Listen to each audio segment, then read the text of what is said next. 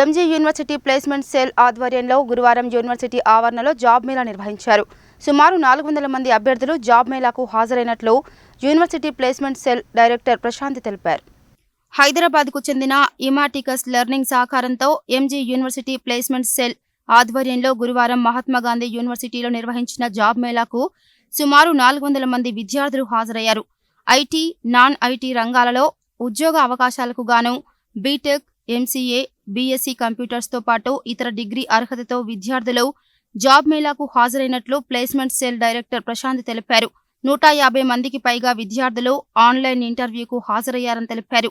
ఇమాటికస్ learning ప్రతినిధి కిరణ్ మరియు అతని బృందంతో పాటు నివా భూపా కంపెనీ నుండి పరీక్ష మరియు ఇంటర్వ్యూ ఆధారంగా విద్యార్థులను ఎంపిక చేయడం జరుగుతుందని చెప్పారు.